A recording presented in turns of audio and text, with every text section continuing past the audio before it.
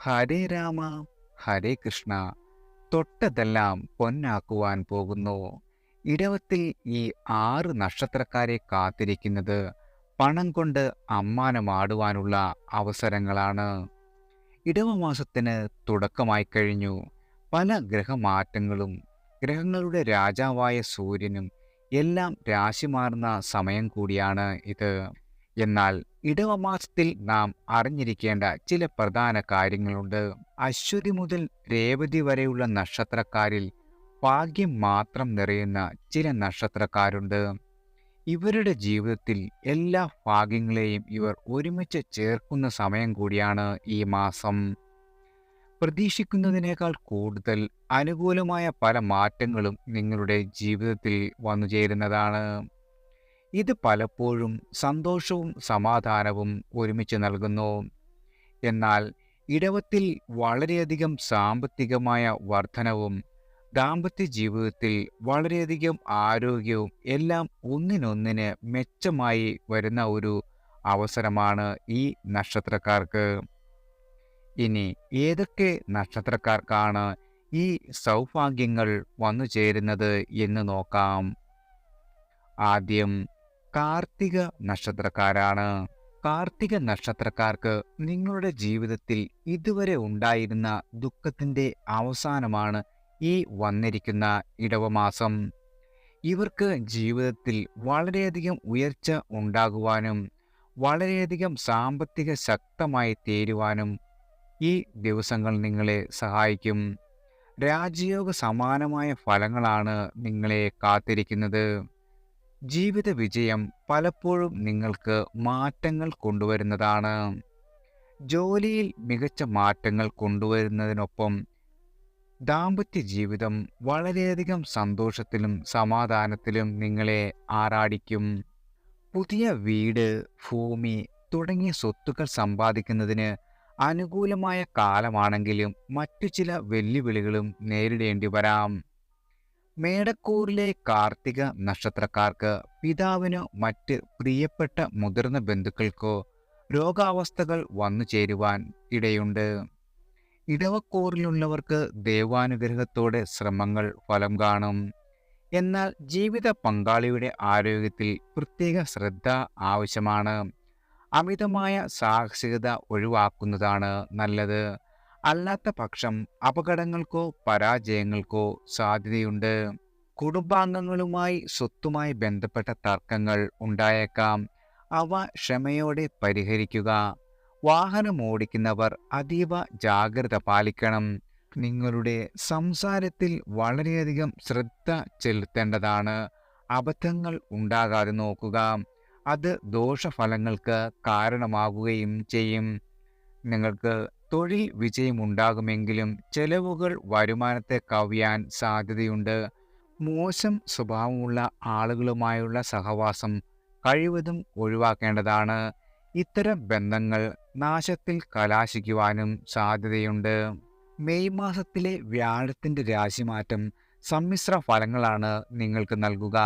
ചിലർക്ക് ഇത് നല്ല ഫലങ്ങൾ നൽകുമെങ്കിലും മറ്റുള്ളവർക്ക് വളരെയധികം വെല്ലുവിളികൾ നേരിടേണ്ടി വന്നേക്കാം. ഈ സമയത്ത് ക്ഷമയും ധൈര്യവും പുലർത്തേണ്ടത് പ്രധാനമാണ്. എന്നാൽ 2025 ശനി മീനത്തിലേക്ക് മാറുന്നത് ഇടവം രാശിക്കാർക്ക് വലിയ ആശ്വാസം നൽകുകയും ചെയ്യും. ഈ സമയത്ത് ഇവർക്ക് അനുഭവപ്പെട്ടിരുന്ന കണ്ടകശനി അവസാനിക്കുകയും മറുവശത്ത് മേടം രാശിക്കാർക്ക് ഇത് 7 ശനി ആരംഭിക്കുകയും ചെയ്യും.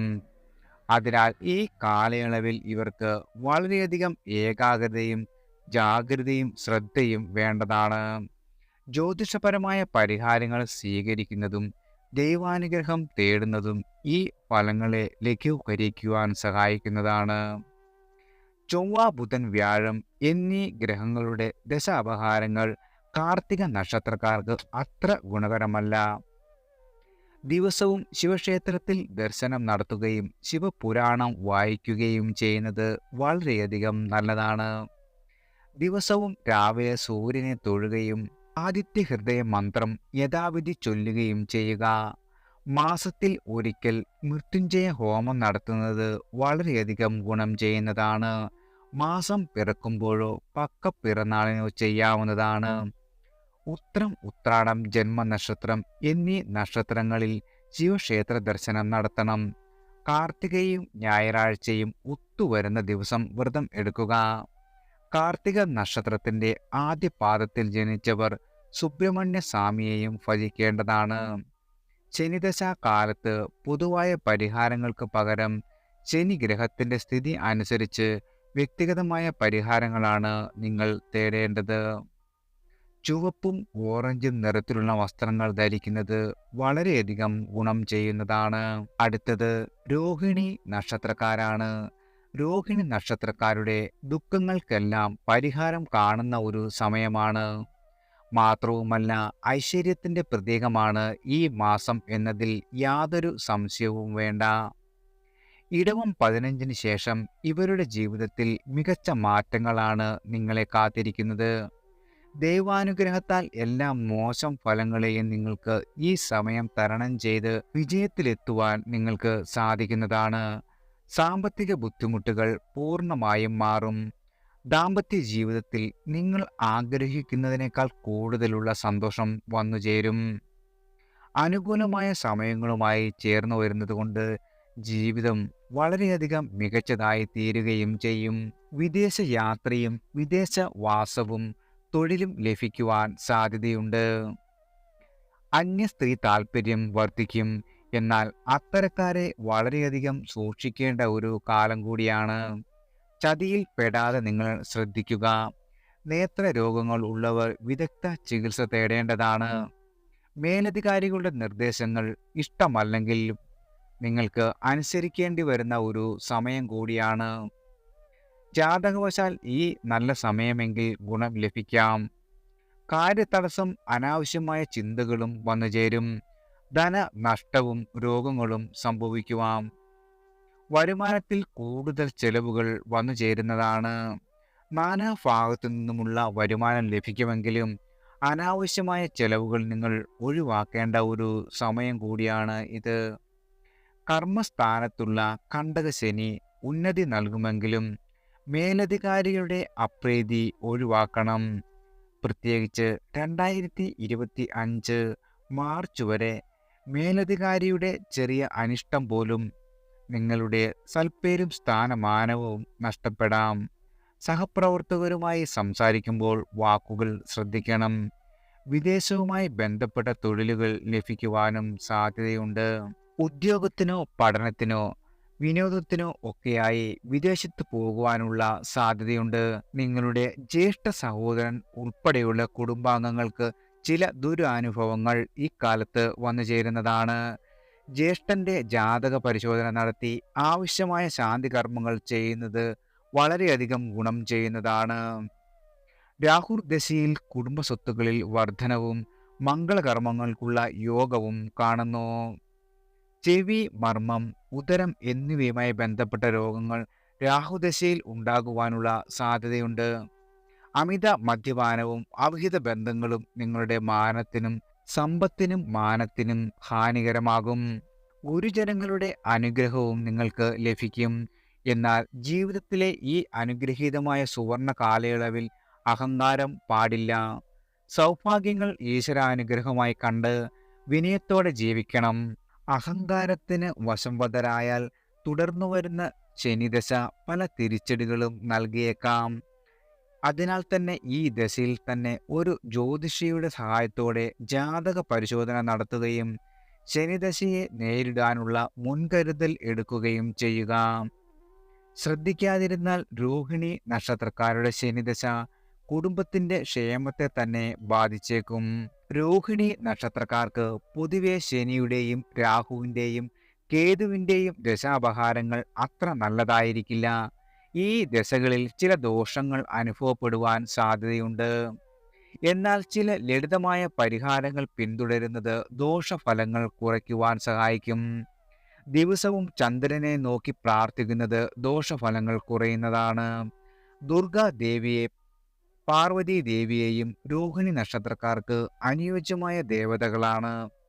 ഈ ദേവതകളെ ആരാധിക്കുന്നത് ദോഷഫലങ്ങൾ കുറയ്ക്കുവാനും സംരക്ഷണം നൽകുവാനും സഹായിക്കുന്നതാണ്. ശിവനെ ആരാധിക്കുന്നത് ദോഷഫലങ്ങൾ കുറയ്ക്കുവാൻ സഹായിക്കും. ദശാപഹാരത്തിനനുസരിച്ച് വിവിധ ദ്രവ്യങ്ങൾ കൊണ്ട് ശിവനെ അഭിഷേകം ചെയ്യുന്നതും ഗുണകരമാണ്. തിങ്കളാഴ്ച ഉപവസിക്കുകയും പാല്, വെളുത്ത അരിയോ അർഹരായവർക്ക് ദാനം ചെയ്യുകയും ചെയ്യുന്നത് രോഹിണി നക്ഷത്രക്കാർക്ക് വളരെയധികം ഗുണപ്രദമാണ്. രോഹിണിയും തിങ്കളും ഒത്തുവരുന്ന ദിവസം പൗർണമി ദിവസവും കണിശമായി വ്രതം ആചരിക്കുക.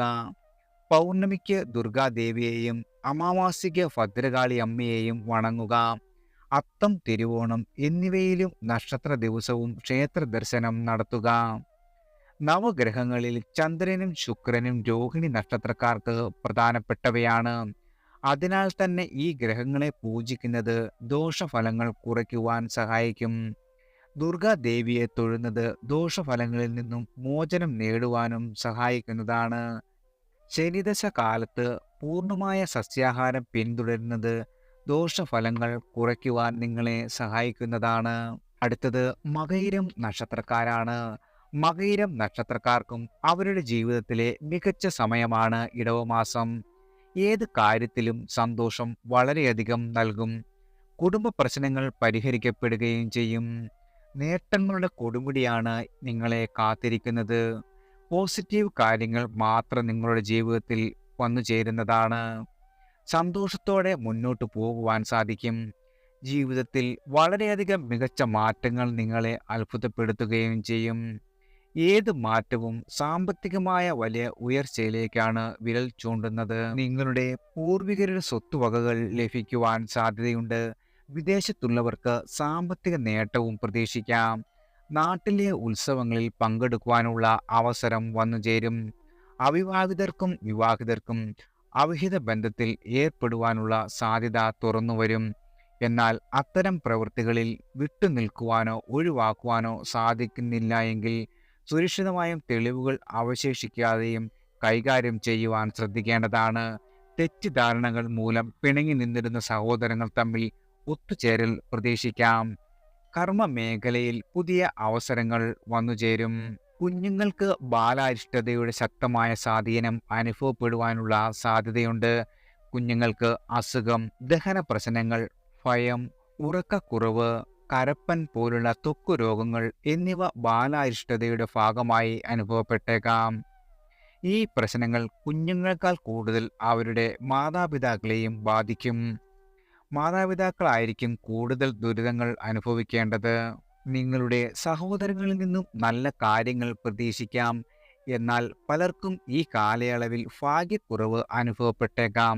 അധികമായി ധനനേട്ടം പ്രതീക്ഷിക്കാവുന്നതാണ്. മിഥുനക്കൂറിലെ കുഞ്ഞുങ്ങൾക്ക് ഈ കാലയളവിൽ അവരുടെ പിതാവിൻ്റെ അനുഭവത്തിൽ ഭാഗ്യക്കുറവ് അനുഭവപ്പെടുന്നതാണ്. അതിനാൽ തന്നെ പിതാവിൻ്റെ ജാതക നിരൂപണം നടത്തുന്നത് നല്ലതാണ്. കുഞ്ഞുങ്ങളുടെ ആരോഗ്യം അല്പം ശ്രദ്ധിക്കുക. ഈ കാലയളവ് കുഞ്ഞുങ്ങൾക്കും കുടുംബാംഗങ്ങൾക്കും ചില വെല്ലുവിളികൾ ഉയർത്തുവാൻ സാധ്യതയുണ്ട്. എന്നാൽ ശ്രദ്ധയും ജാഗ്രതയും പുലർത്തുകയാണെങ്കിൽ ഈ പ്രതിസന്ധികളെ മറികടക്കുവാൻ നിങ്ങൾക്ക് സാധിക്കുന്നതാണ്. 38 വയസ്സുവരെയുള്ള ആളുകൾക്ക് സാമ്പത്തിക കാര്യങ്ങളിൽ നല്ല പുരോഗതി പ്രതീക്ഷിക്കാം. ഈ കാലയളവിൽ വിവാഹം, സന്താനം, വാഹനം വാങ്ങൽ, ആഭരണം വാങ്ങൽ തുടങ്ങിയ സന്തോഷകരമായ സംഭവങ്ങൾ വന്നുചേരും. അവിവാഹിതർക്ക് വിവാഹാലോചന വരികയും വിവാഹം നടക്കുകയും ചെയ്യും. ഈ ദശയിൽ ഉന്നത സ്ഥാനലബ്ധി, കുടുംബത്തിൽ മംഗളകർമ്മങ്ങൾ, സന്തോഷകരമായ കുടുംബജീവിതം, നല്ല സുഹൃത്തുക്കൾ, പേരും പ്രശസ്തിയും ലഭിക്കുവാനും സാധ്യതയുണ്ട്. എന്നാൽ അലർജി, വാതം, കഫം, മുഴകൾ തുടങ്ങിയ ആരോഗ്യ പ്രശ്നങ്ങൾ വന്നു ചേരുവാനുള്ള സാധ്യതയുണ്ട്.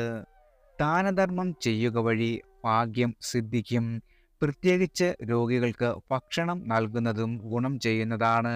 ബുധൻ, വ്യാഴം, ശുക്രൻ എന്നീ ഗ്രഹങ്ങളുടെ ദശാപഹാര സമയത്ത് മകയിരം നക്ഷത്രക്കാർക്ക് ചില പ്രതികൂല ഫലങ്ങൾ ഉണ്ടാകുവാനുള്ള സാധ്യതയുണ്ട്. ഈ ഫലങ്ങൾ കുറയ്ക്കുന്നതിനായി ചില പരിഹാരങ്ങൾ ചെയ്യേണ്ടതാകുന്നു. കുജദോഷം കുറയ്ക്കുന്നതിനായി കുജപ്രീതി വരുത്തേണ്ടതാകുന്നു. ഏതു പാദത്തിൽ ജനിച്ചു എന്ന് കണക്കാക്കി കണക്ക് നോക്കി ദുർബലമായ ഗ്രഹങ്ങളെ പ്രീതിപ്പെടുത്തണം. ചൊവ്വാഴ്ച വ്രതം അനുഷ്ഠിക്കുന്നത് ഗുണം ചെയ്യുന്നതാണ്. മകയിരം, ചിത്തിര, അവിട്ടം ദിവസങ്ങളിൽ സുബ്രഹ്മണ്യ ഭജനവും കുജൻ യുഗ്മരാശിയിലെങ്കിൽ ഭദ്രകാളി ഭജനവും ചെയ്യുക.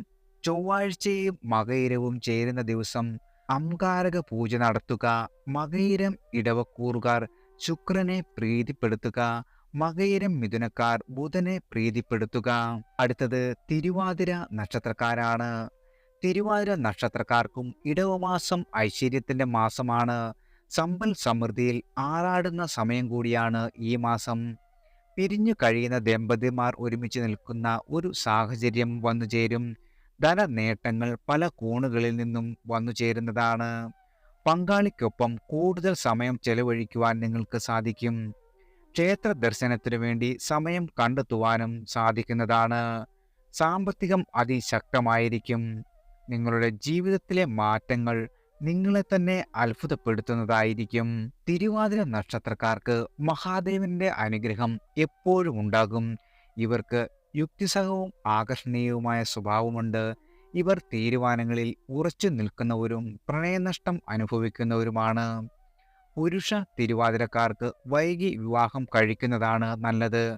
കാരണം വിവാഹമോചനം സംഭവിക്കുവാൻ സാധ്യതയുണ്ട്. രാഹുവിന്റെ നീചരാശിയിൽ തിരുവാതിരക്കാർ ജനിച്ചാൽ അവർ സ്വന്തം കാര്യം മാത്രം നോക്കി നിൽക്കുന്നവരും നിർബന്ധ ബുദ്ധി കാണിക്കുന്നവരുമാണ്. അവർക്ക് നല്ല ഓർമ്മശക്തിയും ഒന്നിലധികം വിഷയങ്ങളിൽ പഠിച്ച് അവ നന്നായി അവതരിപ്പിക്കുവാനും കഴിയും. എന്നിരുന്നാലും അവർക്ക് പല കാര്യങ്ങൾ ഒരുമിച്ച് ചിന്തിക്കുന്നത് കൊണ്ട് പല കാര്യങ്ങൾ ചെയ്യുന്നതിലും താമസം വരുന്നതാണ്. ഇവർക്ക് ഏത് പ്രതികൂല സാഹചര്യങ്ങളെയും അനുകൂലമാക്കി മാറ്റുവാനുള്ള കഴിവുമുണ്ട്. അവർക്ക് പരോപകാര താല്പര്യമുണ്ട്. പക്ഷേ അതിൽ ആർക്ക് നേട്ടം എന്നുണ്ടാവണമെന്നില്ല. അവർ ഏറ്റെടുത്ത കാര്യങ്ങളെല്ലാം വിജയിപ്പിക്കുന്നതാണ്. സ്വന്തം നാട്ടിൽ ഭാഗ്യമുണ്ടാവില്ല. പക്ഷേ കഠിനമായ പ്രയത്നം കൊണ്ട് ഉയർന്ന നിലയിലെത്തിച്ചേരും. അതുപോലെ തന്നെ വിവാദങ്ങളിൽ പെടുവാനും സാധ്യതയുണ്ട്. കലാപരമായ വലിയ കഴിവുകളുള്ള നാളുകാരാണ് ഇവർ. മാതാപിതാക്കൾക്ക് ഇവർ പ്രത്യേകിച്ച് ഗുണം ഒന്നും ചെയ്യില്ല. ചില തിരുവാതിരക്കാരുടെ വിവാഹ ജീവിതം അത്ര സുഖകരമായിരിക്കില്ല. ഇവർക്ക് 27 വയസ്സിന് ശേഷമാണ് പുരുഷന്മാർക്ക് വിവാഹത്തിന് അനുയോജ്യമായ സമയം. സ്ത്രീകൾക്ക് 21 മുതൽ 24 വരെയോ അതല്ലെങ്കിൽ 26 മുതൽ 29 വയസ്സുവരെയുമാണ് അനുയോജ്യമായ സമയം. ഈ സമയത്ത് നിരവധി വെല്ലുവിളികളും പ്രതിസന്ധികളും നേരിടേണ്ടി വന്നേക്കാം. എന്നാൽ സാമ്പത്തിക നേട്ടങ്ങളും ഉണ്ടാകും. ഭാഗ്യം നിങ്ങളുടെ പക്ഷത്തായിരിക്കും. ലോട്ടറി, നറുക്കെടുപ്പ് തുടങ്ങിയവയിൽ വിജയം കൈവരിക്കുവാനുള്ള സാധ്യതയുണ്ട്. ഈ കാലഘട്ടം രാഷ്ട്രീയക്കാർക്ക് വളരെയധികം അനുകൂലമാണ്. തിരഞ്ഞെടുപ്പുകളിൽ വിജയം നേടുവാനും പുതിയ ഉത്തരവാദിത്തങ്ങൾ ഏറ്റെടുക്കുവാനും അവസരം ലഭിക്കും. പുതിയ ബിസിനസ് സംരംഭങ്ങൾ ആരംഭിക്കുവാൻ അനുയോജ്യമായ സമയമാണ്. നിങ്ങളുടെ ആശയങ്ങൾ ഫലപ്രദമാവുകയും സാമ്പത്തിക നേട്ടങ്ങൾ കൈവരിക്കുവാൻ സാധ്യതയുമുണ്ട്. വിദ്യാർത്ഥികൾക്ക് പഠനത്തിൽ വളരെയധികം താല്പര്യവും വർദ്ധിക്കും. പരീക്ഷകളിൽ മികച്ച വിജയം നേടുവാൻ ഈ അവസരം നിങ്ങൾക്ക് ലഭിക്കുന്നതാണ്.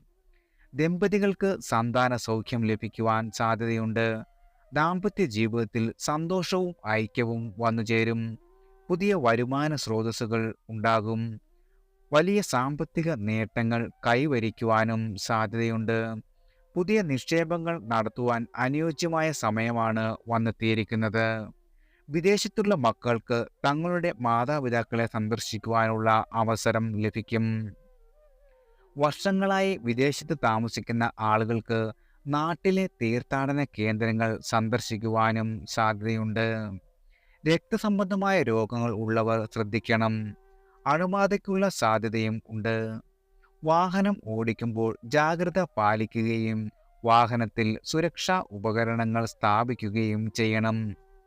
മൊത്തത്തിൽ വളരെയധികം സമ്മിശ്രമായ ഫലങ്ങളാണ് നിങ്ങളെ കാത്തിരിക്കുന്നത്.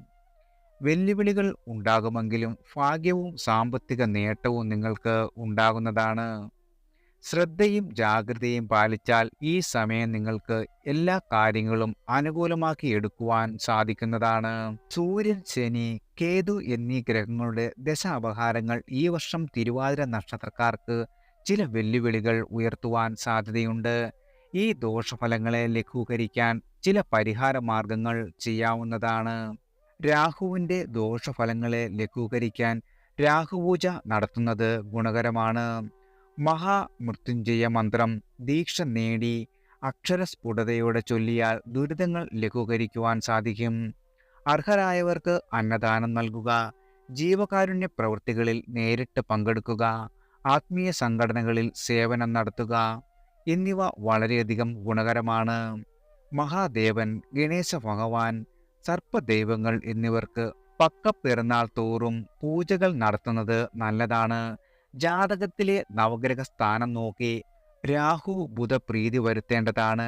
ചോതി, ചതയം, തിരുവാതിര ദിനങ്ങളിൽ മുടങ്ങാതെ നാഗപ്രതിഷ്ഠയെ വണങ്ങുന്നത് ജീവിതത്തിൽ വലിയ മാറ്റങ്ങൾക്ക് കാരണമാകും. കുടുംബത്തിൽ കാവ് ഉണ്ടെങ്കിൽ കൃത്യമായ ഇടവേളകളിൽ മുടങ്ങാതെ കാവിൽ പോയി വഴിപാടുകൾ നടത്തുക. കാവ് ഇല്ലെങ്കിൽ താമസ സ്ഥലത്തെ സർപ്പപ്രതിഷ്ഠയുള്ള ക്ഷേത്രങ്ങളിൽ വഴിപാട് ചെയ്യുകയും ചെയ്യുക. അടുത്തത് അത്തം നക്ഷത്രക്കാരാണ്. അത്തം നക്ഷത്രക്കാർക്ക് ഇടവ മാസം ഭാഗ്യമാസമാണ്. പലപ്പോഴും ജീവിതത്തിലെ പ്രതിസന്ധികളെല്ലാം തന്നെ ഇല്ലാതാവുന്ന സമയമാണ്. ആരോഗ്യ പ്രശ്നങ്ങൾക്ക് പരിഹാരം കാണുവാനും സാധിക്കും. എല്ലാ അർത്ഥത്തിലും സാമ്പത്തിക പ്രതിസന്ധികളെ പൂർണ്ണമായും ഇല്ലാതാക്കുന്ന സമയമാണ് ഇടവമാസം. ധനപരമായ നേട്ടങ്ങൾ നിങ്ങളുടെ ജീവിതത്തിൽ സന്തോഷവും സമാധാനവും നൽകും. ജോലിയുടെ കാര്യത്തിൽ മാറ്റങ്ങൾ നിങ്ങളെ അത്ഭുതപ്പെടുത്തുന്നതാണ്. സർക്കാർ തലത്തിൽ നിന്ന് ഗുണങ്ങൾ ലഭിക്കുവാൻ സാധ്യതയുണ്ട്. തൊഴിൽ സംബന്ധമായ യാത്രകൾ വർദ്ധിക്കുവാനും സാധ്യതയുണ്ട്. ശുക്രൻ ഉച്ചരാശിയിൽ നിൽക്കുന്ന സമയമായതിനാൽ അത്തം നക്ഷത്രക്കാർക്ക് ഈ വർഷം വളരെയധികം അനുകൂലമായിരിക്കും. ഇവർക്ക് പ്രശസ്തി, അവാർഡ്, സമ്മാനം എന്നിവ ലഭിക്കുന്നതാണ്. ഈ കാലയളവിൽ ഇവർക്ക് എല്ലാ ഭാഗ്യങ്ങളും സിദ്ധിക്കുവാനും സാധ്യതയുണ്ട്. അത്തം നക്ഷത്രക്കാർക്ക് ചന്ദ്രദശാകാലത്ത് ഭക്ഷണം, ധാരാളം വസ്ത്രങ്ങൾ, ആഭരണങ്ങൾ, ഭൂമി എന്നിവ ലഭിക്കുവാനും സാധ്യതയുണ്ട്. പ്രകൃതിക്ഷോഭങ്ങളിൽ നിന്നും അപകടങ്ങളിൽ നിന്നും രക്ഷപ്പെടും. കേതുവിൻ്റെ അപഹാരം നടക്കുന്നവർക്ക് രോഗാവസ്ഥയും തന്മൂലം ദുരിതവും വന്നുചേരും.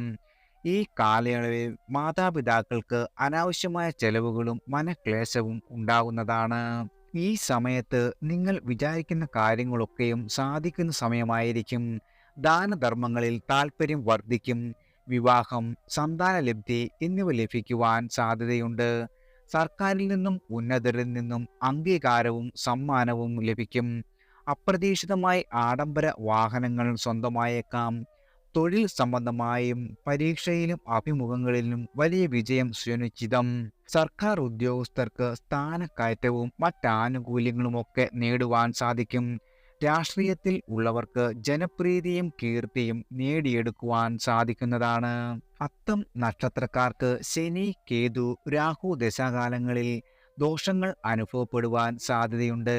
ചന്ദ്രനും ബുധനും അത്തം നക്ഷത്രത്തിന് അനുകൂലമായ ഗ്രഹങ്ങളാണ്. അതിനാൽ ഈ ഗ്രഹങ്ങളെ പ്രീതിപ്പെടുത്തുന്ന കാര്യങ്ങളാണ് നിങ്ങൾ ചെയ്യേണ്ടത്. തിങ്കളാഴ്ചകളിൽ വെള്ള വസ്ത്രം ധരിച്ച് ശിവക്ഷേത്ര ദർശനം നടത്തുക. ചന്ദ്രമന്ത്രം ജപിക്കുക. അരിപ്പായസം നേദിക്കുക. ബുധനാഴ്ചകളിൽ പച്ച വസ്ത്രം ധരിച്ച് വിഷ്ണു ക്ഷേത്ര ദർശനം നടത്തുക. ബുധമന്ത്രം ജപിക്കുക. പയറുവർഗ്ഗങ്ങൾ ദാനം ചെയ്യുക. താമസിക്കുന്നതിൻ്റെ അടുത്തുള്ള ദുർഗാ ക്ഷേത്രത്തിൽ സ്ഥിരമായി സന്ദർശിക്കുകയോ ദുർഗാദേവിയെ ആരാധിക്കുകയും ചെയ്യുക. പൗർണമി ദിനങ്ങളിൽ ഉപവാസം അനുഷ്ഠിക്കുന്നത് വളരെയധികം ഗുണഫലം നൽകും. രോഹിണി, തിരുവോണം, അത്തം നക്ഷത്ര ദിവസങ്ങളിൽ ക്ഷേത്ര ദർശനം നടത്തുക. പ്രത്യേകിച്ച് ദുർഗാക്ഷേത്രം. ദുർഗാദേവിക്ക് പുറമെ ഗണേശ ഭഗവാനെയും സൂര്യനെയും ശ്രീകൃഷ്ണനെയും ആരാധിക്കുക. വെള്ള, മഞ്ഞ, പച്ച നിറങ്ങളിലുള്ള വസ്ത്രങ്ങൾ ധരിക്കുന്നത് ഭാഗ്യം കൊണ്ടുവരും. തിങ്കളാഴ്ച അത്തം നക്ഷത്രം വരുന്ന ദിവസം നെയ്വിളക്ക് കത്തിച്ച് ദുർഗാദേവിയെ ധ്യാനിച്ച് പ്രാർത്ഥിക്കുകയും ദക്ഷിണ നൽകുകയും ചെയ്യുക. അടുത്തത് ചിത്തിര നക്ഷത്രക്കാരാണ്. ചിത്തിര നക്ഷത്രക്കാരുടെ ജീവിതം ഇടവ മാസത്തിൽ മികച്ച മാറ്റങ്ങളാണ് സമ്മാനിക്കുക. ആഗ്രഹിക്കുന്നതിനേക്കാൾ കൂടുതൽ അനുകൂലമായിരിക്കും ഓരോരുത്തർക്കും ഈ സമയം ഉണ്ടാകുന്നത്.